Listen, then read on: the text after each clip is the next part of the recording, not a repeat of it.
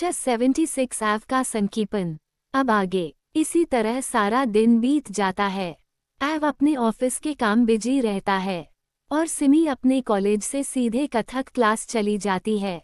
रात का वक्त, डाइनिंग टेबल पर सभी बैठे थे, सिवाय एव के। वो अभी तक ऑफिस से घर नहीं आया था। सिमी भी बाकी सभी के साथ खाना खा रही थी, पर उसके दिल में एव की कमी महसूस हो रही थी। उसकी नज़र न चाहते हुए भी बार बार गेट की तरफ जा रही थी। उसे चिक्की और धैर्य काफी देर से नोटिस कर रहे थे। धैर्य से रहा नहीं गया तो वो धीरे से सिमी से बोला, भाई बहुत बिजी है अभी, इसलिए वो देर रात तक आएंगे, तो क्यूटी तुम उनका वेट मत करो। उद्धरण चिन्ह। सिमी उसके बोलने से ब्लश करने लगती है और बिना उसे देखे सीधे खाना खाने लगती है। चिक्की और धैर्य मुस्कुरा देते हैं उसे देखकर।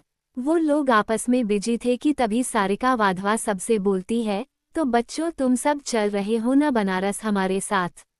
सभी खुश होकर एक साथ बोले, यस हम सब चल रहे हैं।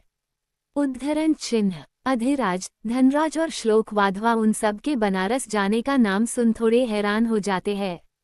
और फिर श्लोक जी अपने माँ और पत्नी की तरफ देखते हुए बोले, ये सब भी जा रहे हैं क्या बनारस इस बार? और चीकू ने कह भी दिया जाने को। सारिका जी के बोलने से पहले सात्विक शालीनता से सब बड़े की तरफ देखते हुए बोला, हाँ ये सब भी जाएंगे इस बार, क्योंकि चीकू और हमने इनकी सिक्योरिटी का पूरा इंतजाम कर लिया है। उद्धरण चिन्ह। सभी बड़े काफी खुश हो जाते हैं ये सुनकर कि इतने सालों बाद फिर से उनके बच्चे बनारस चल रहे हैं। पर मेनका वाधवा एक शातिर स्माइल कर रही थी, जो सात्विक बहुत अच्छे से देख पा रहा था। वो भी उन्हें देखते हुए टेढ़ी स्माइल करता है और फिर अपना डिनर करने लगता है। धीरे धीरे सब अपना अपना खाना खत्म करके अपने अपने रूम में चले जाते हैं। चिक्की, धैर्य, रणवी, आहाना, सात्विक भी चले जाते हैं। सिमी भी जाने वाली थी अपने रूम पर। उसे सुबह की एव की धमकी याद आती है और उसका मुंह बन जाता है, ये सोचकर कि उसे मॉन्स्टर के रूम में जाकर सोना पड़ेगा।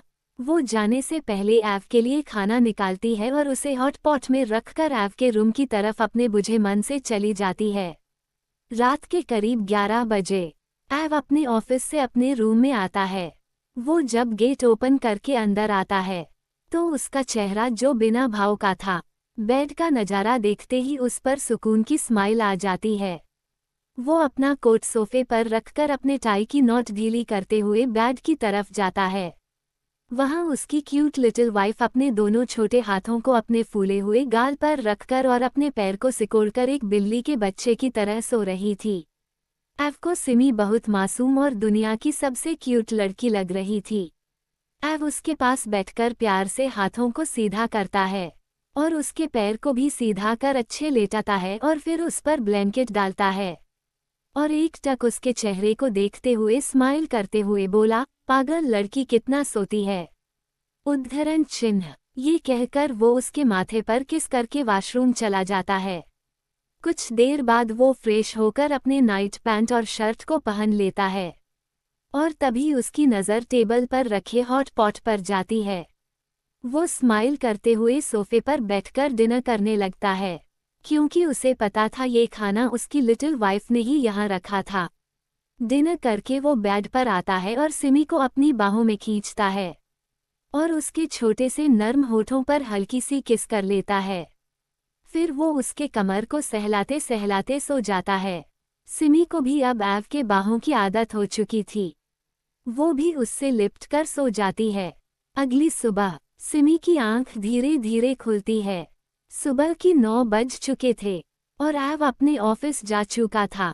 सिमी जल्दी से उठती है, चारों तरफ देखती है और फिर खुद से बोली, ये बिना मुझसे मिले चले भी गए। कल सुबह से नहीं देखा इनको और अब फिर चले गए। उद्धरण चिन्ह। वो ये बोलकर थोड़ी उदास सी हो गई। वो उदास होकर अपने रूम में आती है और कॉलेज के लिए रेडी होकर सबके साथ कॉलेज चली जाती है।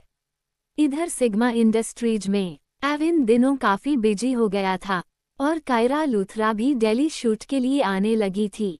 आज शाम को पार्टी थी जिसमें एव को स्पेशली बुलाया गया था और वो उसके भाई की पार्टी थी तो उसे जाना था।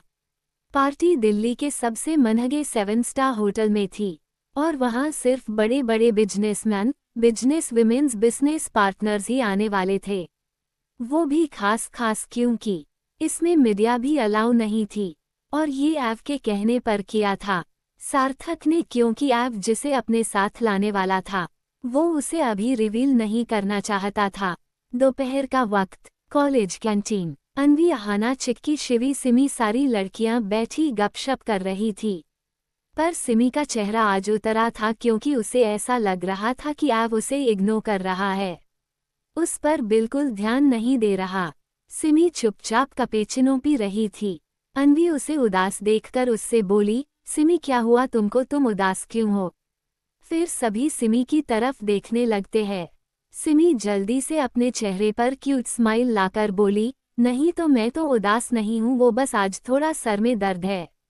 उद्धरण चिन्ह। उसके ये कहने पर चिक्की जल्दी से बोली, अगर तुम्हें सर में दर्द है तो चलो दवा ले लेते हैं, नहीं तो मैं चीकू भैयू को बुलाऊं अगर ज्यादा है तो। उद्धरण चिन्ह। उसकी बात सुनकर सिमी घूरते हुए उससे बोली, बिल्कुल नहीं, उन्हें कुछ मत बताना। क्या तुम भूल गई अगले बार के हल्की सी छींक आई थी मुझे और उस मॉन्स्टर ने मुझे 4 दिन तक हॉस्पिटल में एडमिट कर दिया था।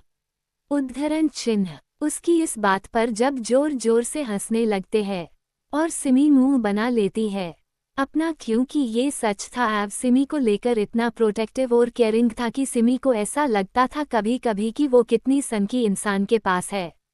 वो सब हंस ही रहे थे कि तभी सिमी के फ़ोन पर ऐव का मैसेज आता है। सिमी जैसे ही मॉन्स्टर नेम से नोटिफिकेशन देखती है उसके छोटे से चेहरे पर एक चमक आ जाती है और वो जल्दी से उसे पढ़ती है, जिसमें लिखा था, आज शाम एक पार्टी है जिसमें तुमको मेरे साथ चलना है। पार्टी के लिए मैं ड्रेस भिजवा दूंगा, शाम को रेडी रहना। उद्धरण चिन्ह। सिमी पार्टी का नाम सुन कुछ देर सोच में पड़ जाती है, पर फिर खुश होते हुए तुरंत रिप्लाई करती है, ओके हबी। रिप्लाई करने के बाद वो कुछ देर फोन को देखती रहती है कि शायद ऐव का कुछ मैसेज आए, पर काफी देर बाद भी कोई मैसेज नहीं आता। सिमी एक बार फिर उदास हो जाती है, पर शाम को ऐव उसे लेने आएगा ही पार्टी के लिए, ये सोचकर वो खुश हो जाती है। इसी तरह शाम भी हो जाती है और ऐव के कहे के मुताबिक उसका सेकंड पीए विनय सिमी को ड्रेस देकर चला जाता है और सिमी एक्साइटेड और खुश होकर रेडी होने लगती है। करीब 1 घंटे बाद सिमी रेडी होकर मिरर के सामने खड़ी थी।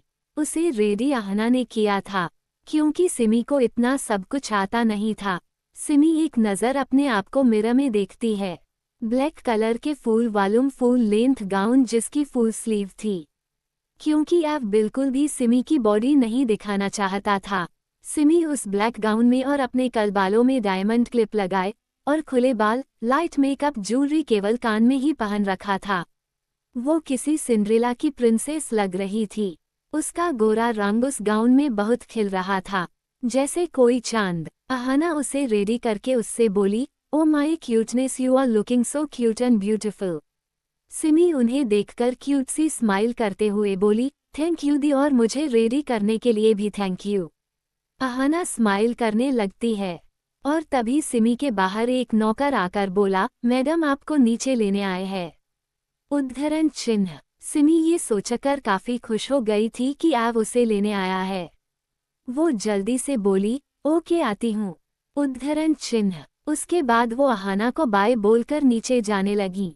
उसके गाउन का वॉल्यूम काफी ज्यादा था, जिस वजह से वो दोनों हाथों से बड़ी ही अच्छी तरीके से पकड़ किसी प्रिंसेस की तरह चल रही थी। वो वाधवा मेंशन के बाहर जाती है और देखती है कि एक लड़का उसकी तरफ पीठ करके खड़ा था। सिमी उसकी पीठ देखकर ही समझ गई कि ये उसका मॉन्स्टर नहीं था। सिमी के आने की आहट सुन शुभम जल्दी से पीछे पलटा और सिमी को ग्रीट करते हुए बोला, हेलो मैम, बॉस ने मुझे आपको लाने को कहा है, वो आपको पार्टी में ही सीधे मिलेंगे।